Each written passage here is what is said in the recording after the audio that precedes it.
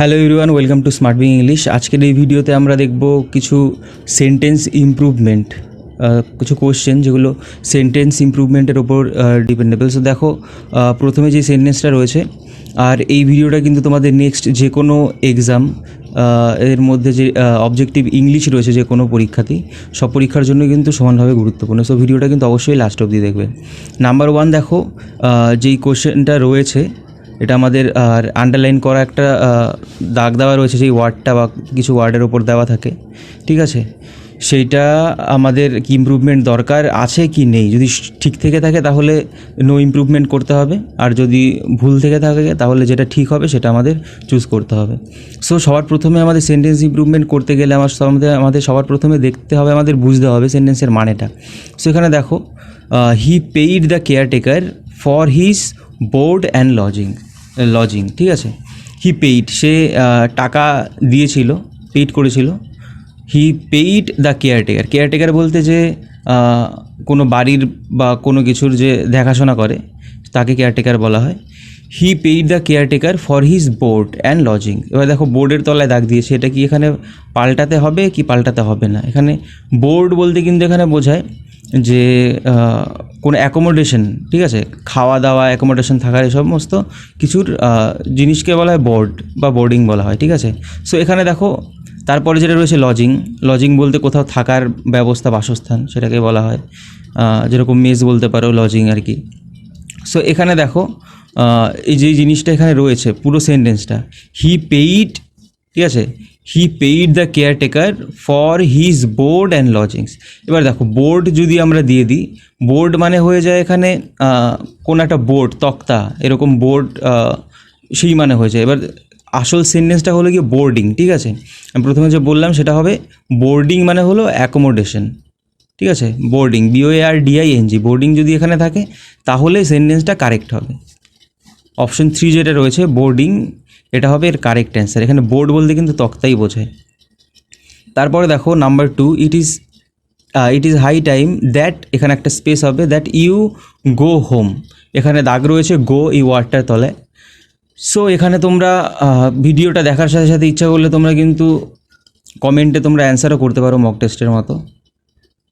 So দেখো এখানে কি বলছে, it's high time that you go home.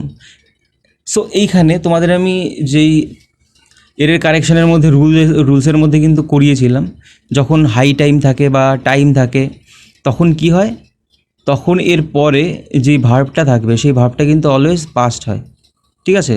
মানে সিম্পল পাস্টে হয়।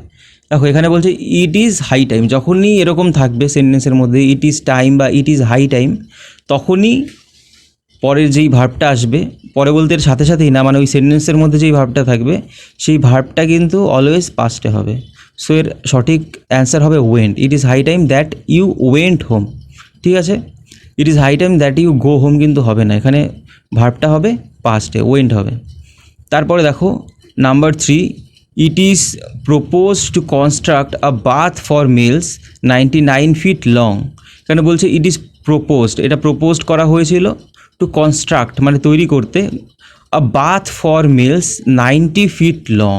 এবার এখানে দাগ রয়েছে, আ বাথ ফর মেলস, একটা বাথ, স্নান করার একটা ঘর, বাথ ফর মেলস মানে পুরুষদের জন্য, 90 ফিট লং 99 ফিট লম্বা একটা বাথ তৈরি করার জন্য। সো এখানে দেখো বলছে a bath for males 99 feet long. এখানে এটা কি আমাদের জিনিসটা কি ইমপ্রুভমেন্ট দরকার আছে কি ইমপ্রুভমেন্ট দরকার নেই? সো দেখো নাম্বার 1 যে অপশনটা রয়েছে, আ 99 ফিট লং মেলস বাথ, তারপরে আ 99 ফিট লং বাথ ফর মেলস, তারপরে রয়েছে আ মেলস বাথ 99 ফিট লং, আর নো ইমপ্রুভমেন্ট।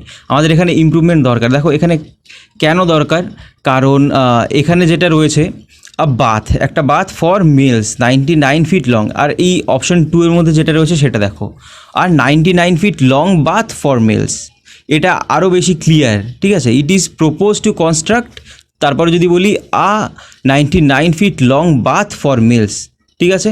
এইভাবেই কিন্তু লিখতে হয় sentence. So a bath for males 99 feet long এরকম কিন্তু না, আ 99 feet long bath for males, ঠিক আছে? তারপরে দেখো question number 4, corrupt officials have siphoned off more, এখানে মোর দ্যান হবে, ঠিক আছে? এখানে টাইপিং মিস্টেক আছে, মোর than 500 crore rupees over the last decade from welfare funds. এখানে বলছে করাপ্ট অফিসিয়ালস, যারা করাপ্ট অফিসিয়ালস রয়েছে যারা, তারা কী করেছে, হ্যাভ শিপন্ড বলতে পাচার করেছে, শিপন্ড অফ মোর দ্যান 500 crore, 5 কোটি টাকার থেকেও বেশি, 500 crore, ঠিক আছে, 5 কোটি না, 500 কোটি, 500 crore rupees over the last decade, মানে লাস্ট দশকে, ফ্রম ওয়েলফেয়ার ফান্ডস, মানে ওয়েলফেয়ার যে ফান্ডগুলো রয়েছে সেখান থেকে, ঠিক আছে। সো এখানে মেন আমাদের দেখতে হবে শিপন্ড, এরপরে যেই এখানে অ্যাপ্রোপ্রিয়েট প্রিপোজিশনের কিন্তু এই সেন্টেন্স ইমপ্রুভমেন্টটা রয়েছে। যদি জানো শিপন্ড অফ মানে কি, তাহলেই কিন্তু শিপন্ড অফ না, বলছি শিপন্ডের পরে কি অ্যাপ্রোপ্রিয়েট প্রিপোজিশন বসে তাহলেই কিন্তু এটা করতে পারবে। শিপন্ড মানে হলো পাচার করা, ঠিক আছে। করাপ্ট অফিসিয়ালস হ্যাভ শিপন্ডের পরে কিন্তু সবসময় অফই বসে, শিপন্ড অফ। সো এখানে আমাদের কি ইমপ্রুভমেন্ট কিন্তু কোনো দরকার নেই। Corrupt officials have siphoned off more than 500 crore rupees. তারপরে দেখো question number 5, they are migratory workers from another country, they are migratory workers from another country. So এখানে কি বলছে, মাইগ্রেটরি মানে কি আমরা যদি জানি, এখানে দাগ রয়েছে কিন্তু মাইগ্রেটরি যে ওয়ার্ডটা রয়েছে এর তলায়, দে আর তারা হলো মাইগ্রেটরি মানে ওয়ার্কার্স। মাইগ্রেটরি বলতে যেই সমস্ত যেরকম আমরা বলি না যে মাইগ্রেটরি বার্ডস, মানে কোনো একটা সিজনে বা কোনো একটা এক এক সিজনে কিন্তু সেই পাখিগুলো এক এক দেশে পৃথিবীর এক এক জায়গায় যায়, ঠিক আছে, তাদের বলা হয় মাইগ্রেটরি বার্ডস। এবার সেম ক্ষেত্রে কিন্তু এখানে ইউজ করছে মাইগ্রেটরি ওয়ার্কার্স, মানে কি যারা বাইরে বাইরে কাজ করে বেড়ায় আর কি। They are migratory workers from another country. এবার এখানে যদি বলতো দে আর মাইগ্রেটরি ওয়ার্কার্স ঠিক ছিল, কিন্তু এখানে বলছে ফ্রম অ্যানাদার কান্ট্রি। তোমরা এগুলো অবশ্যই সবাই জানো। ইটিনারেন্ট মানে কি, ইটিনারেন্ট মানে যে ঘুরে বেড়ায়, ঠিক আছে, যে ঘুরে বেড়ায় আর কি, তাকে ইটিনারেন্ট বলা হয়। ইটিনারেন্ট বলতে পায়ে হেঁটে ঘুরে বেড়ায়, যে তাকে ইটিনারেন্ট বলা হয়, ঠিক আছে। তারপরে দেখো রয়েছে ইমিগ্র্যান্ট বলতে যে কান্ট্রিতে বাস করতে আসে, মানে থাকতে আসে। ইমিগ্র্যান্ট মানে কি, যে অন্য কোথাও যায় আর কি, বাস করতে হোক বা যে কোনো ক্ষেত্রেই হোক, অন্য একটা কান্ট্রিতে যায়। এখানে বলছে কি they are migratory workers from another country, আরেকটা কান্ট্রির থেকে তারা কাজ করতে এসছে, ঠিক আছে। সো এখানে যদি বসবাস করতে আসতো ইমিগ্রেন্ট, যদি বসবাস করতে যেত এমিগ্রেন্ট, এটা কাজ করতে গেছে কিন্তু, ঠিক আছে। সো এই ক্ষেত্রে কিন্তু এখানে ইমিগ্রেন্ট এই কথাটাই ইউজ হবে, এটা মাইগ্রেটরি ওয়ার্কার্স কিন্তু এখানে হবে না, ঠিক আছে। সো এটা ইমিগ্রেন্ট, এটা তোমরা টিক করতে পারো। সো তারপরে দেখো নাম্বার 6 যে কোশ্চেনটা রয়েছে, he is the poorest of the two workers, সে হলো সবথেকে গরিব অফ দ্য টু ওয়ার্কার্স, এই দুজন শ্রমিকদের মধ্যে, ঠিক আছে। সো এখানে দেখো অ্যান্সারটা কী হবে। নাম্বার 1 যেটা রয়েছে, আগে অপশানগুলো বলে নিই, দ্য পুয়ারেস্ট বিটুইন, ঠিক আছে। তারপরে বলছে দ্য পুয়ারার অফ, তারপরে বলছে poorest of and no improvement. যদি ইমপ্রুভমেন্ট দরকার না থাকে, সেন্টেন্সটা যদি সঠিক হয়ে থাকে, তাহলে নো ইমপ্রুভমেন্ট আমাদের বলতে হবে। সো এখানে দেখো ইমপ্রুভমেন্ট আমাদের দরকার, এখানে আমাদের দ্য পুয়ারার অফ বলতে হয়, পুয়ারার বলতে হয়। দুজনের মধ্যে যখন বলবো কখনো কিন্তু সুপারলেটিভ অ্যাডজেক্টিভের, এখানে পুয়ার অ্যাডজেক্টিভ এখানে। সো অ্যাডজেক্টিভের কিন্তু এখানে সুপারলেটিভ ডিগ্রি আমরা কখনো ইউজ করতে পারবো না যখন দুজনের মধ্যে তুলনা করা হবে। দুজনের মধ্যে তুলনা করা হলে অবভিয়াসলি কী হয়, comparative degree. The poorer of, he is the poorer of the two workers, এই দুজনের মধ্যে সে গরিবতর আর কি, এরকম মানে হয়, ঠিক আছে। দুজনের মধ্যে সব থেকে গরিব এরকম হয় না, পুয়ার হয় দুজনের মধ্যে যখনই আমরা বলবো যে কোনো কিছু। তারপরে দেখো question number 7, he help given to us was more adequate for our purpose. So এর মানেটা কি, the help given to us, যেই সাহায্যটা আমাদেরকে করা হয়েছিল, ওয়াজ মোর অ্যাডিকুয়েট, আরও অ্যাডিকুয়েট ছিল, মানে পর্যাপ্ত ছিল, ফর আওয়ার পারপাস, আমাদের উদ্দেশ্যের জন্য। সো এখানে দেখো যেটা হবে, অপশানগুলো দেখো, অপশান 1 রয়েছে এনাফ অ্যাডিকুয়েট, ঠিক আছে। তারপরে রয়েছে মাচ অ্যাডিকুয়েট, তারপরে রয়েছে মোর দ্যান অ্যাডিকুয়েট। সো এই জায়গাটায় তোমরা দেখতেই পাচ্ছ যে মোরের পরে কী হয়, মোর দ্যান অ্যাডিকুয়েট, এটাই কিন্তু হয় সবসময়, মোরের পরে দেন, মোর দেন আমরা এইভাবেই ইউজ করে থাকি। আর এইখানে দেখো সেন্টেন্সটার মানেটা, যদি আমরা মোর অ্যাডিকুয়েট মানে আরও বেশি অ্যাডিকুয়েট, ঠিক আছে, মোর অ্যাডিকুয়েট তো হয়ই, কিন্তু এখানে কিন্তু মোর দ্যান অ্যাডিকুয়েট, যতটা পর্যাপ্ত ছিল তার থেকেও বেশি আমরা পেয়েছি, যে হেল্পটা আমাদের করেছে সেটা মোর দ্যান অ্যাডিকুয়েট, পর্যাপ্তর থেকেও বেশি ছিল, ফর আওয়ার পারপাস, আমাদের উদ্দেশ্যের জন্য, ঠিক আছে। The help given to us was more than adequate for our purpose, ঠিক আছে। অপশন 3 কিন্তু এর কারেক্ট অ্যান্সার হবে। তারপরে দেখো question number 8, you won't tell them what has happened wouldn't you.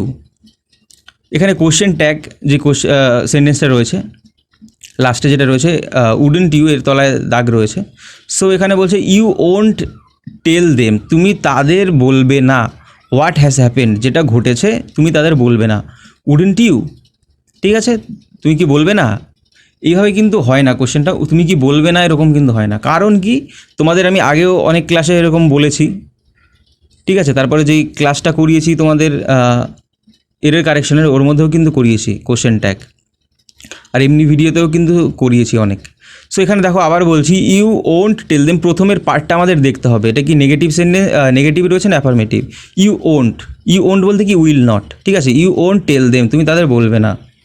So এইখানে কি উইল নট রয়েছে, সো তুমি তাদের বলবে না, আমরা এইভাবে কোশ্চেন করি। তারপরে যে কোশ্চেন ট্যাগ হয় যেরকম উডেন্ট ইউ, এটা কিন্তু শুধু হবে পজিটিভে, প্রথমেরটা যদি নেগেটিভ হয় তারপরেরটা পজিটিভ বা অ্যাফার্মেটিভে হয়, হ্যাঁ বোধকে হবে। আগেরটা না বোধক হলে, যদি সেন্টেন্সটা না বোধক হয়, দেখো এটা কিন্তু sentence, you won't tell them what has happened, এটা মেইন সেন্টেন্স, তুমি তাদের বলবে না যেটা ঘটেছে। You won't tell them what has happened, এটা মেইন সেন্টেন্স গেল। আমাদের দেখতে হবে এটা কি অ্যাফার্মেটিভ না নেগেটিভ, এটা নেগেটিভ রয়েছে, ওন্ট মানে কি উইল নট, বলবে না, you will not tell them what has happened. So যদি নেগেটিভ থাকে তারপরে কোশ্চেন ট্যাগ করলে আমাদের সেটা অ্যাফার্মেটিভ করতে হয় অলওয়েজ, আর এটা যদি অ্যাফার্মেটিভ থাকতো আগে মেইন সেন্টেন্সটা, তারপরে এটা নেগেটিভ করতে হতো।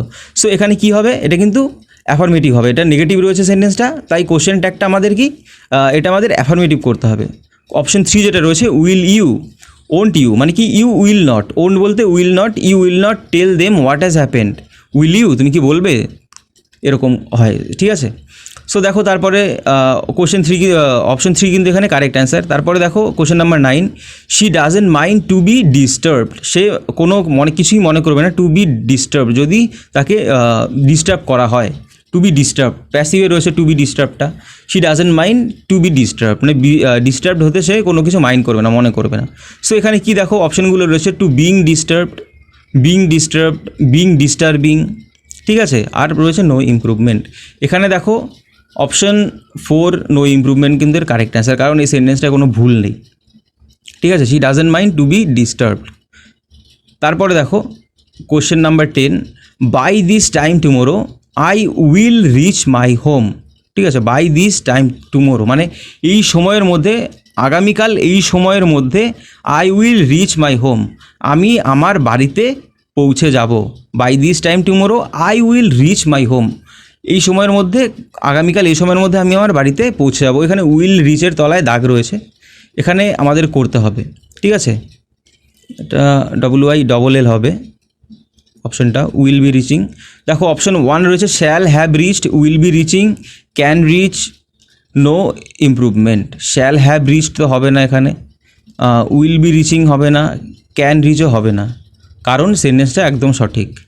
By this time tomorrow I will reach my home, ঠিক আছে। আর তোমরা অনেকে এটা আমি বলে দিচ্ছি এরপরেও, যে এখানে দেখো আই উইল রিচ রয়েছে, আইয়ের পরে কিন্তু যে শ্যাল হবে শুধু এরকম কিন্তু কিছু না, আই উইল রিচও কিন্তু এখন কিন্তু আইয়ের পরে বেশিরভাগ উইলই ইউজ করা হয়, ঠিক আছে। তারপরে দেখো question number 11, he was so afraid that his knees knocked one another, ঠিক আছে। সো দেখো এখানে মানেটা যেটা হয়, হি ওয়াজ সো অ্যাফ্রেড, সে এতটাই ভীত ছিল, দ্যাট যে হিজ নিস, তার যে হাঁটু, নকড মানে ধাক্কা খাচ্ছিল, ধাক্কা বলতে একটা হাঁটুর সাথে আর একটা হাঁটু আর কি নক খাচ্ছিল আর কি, সেটাকে কি বলে, ওয়ান অ্যানাদার, যেটা বলছে ওয়ান অ্যানাদার মানে একটার সাথে অপরটা, ঠিক আছে। সো এখানে ওয়ান অ্যানাদারের তলায় এখানে দাগ রয়েছে, এটা কি সঠিক না এটা ভুল সেটা আমাদের বলতে হবে অপশানগুলো দেখে। দেখো অপশান 1 রয়েছে ইচ আদার, তারপরে রয়েছে ওয়ান এগেইনস্ট, তারপরে রয়েছে both and no improvement. Answer হবে option 1, he was so afraid that his knees knocked each other, মানে একটার সাথে অপরটা তখন নকড হচ্ছিল, ওয়ান অ্যানাদার কিন্তু হবে না, ইচ আদার বলতে হয় এই ক্ষেত্রে। He was so afraid that his knees knocked each other. এবার দেখো এখানে ইচ আদার কেন হচ্ছে, দুটো এরকমভাবে নক খাচ্ছে, এরকম না প্রথমে একটার উপরে গিয়ে যদি ওয়ান অ্যানাদার এরকম হতো তাহলে এরকম হতো যে একটা প্রথমে গিয়ে একটার সাথে বাড়ি খাচ্ছে, তারপরে ওইটা আবার ঘুরে এসে ওইখানে আরেকটা হাঁটুর সাথে ধাক্কা খাচ্ছে, এরকম কিন্তু না, ঠিক আছে। এটা কিন্তু ইচ আদার হয়, মানে দুটো এরকম ইচ আদার নক হচ্ছে একসাথে। তারপরে দেখো question number 12, they only work when they have no money. দেখো সেন্টেন্সটা মানে কী হয়, দে অনলি ওয়ার্ক তারা শুধুমাত্র কাজ করে, ওয়েন যখন, দে হ্যাভ নো মানি তখন তাদের কাছে কোনো টাকা থাকে না। সো এখানে দেখো এই সেন্টেন্সটা একটুখানি ভুল রয়েছে, মাইনের এখানে একটা ভুল রয়েছে। সো এখানে দেখো এখানে যেটা রয়েছে অপশন 3 কিন্তু এখানে কারেক্ট হবে, যেটা রয়েছে ওয়ার্ক অনলি ওয়েন। দেখো এই সেন্টেন্সটা কেমন হবে, দে ওয়ার্ক তারা কাজ করে, অনলি ওয়েন, ঠিক আছে। এই অনলিটা কিন্তু এখানে মেইন সমস্যা করেছে আগে বসে। দে অনলি ওয়ার্ক তারা শুধুমাত্র কাজ করে, when they have no money যখন তাদের কাছে টাকা থাকে না, ঠিক আছে। এটা কিন্তু এরকম হয় না, দে ওয়ার্ক তারা কাজ করে, only when they have no money.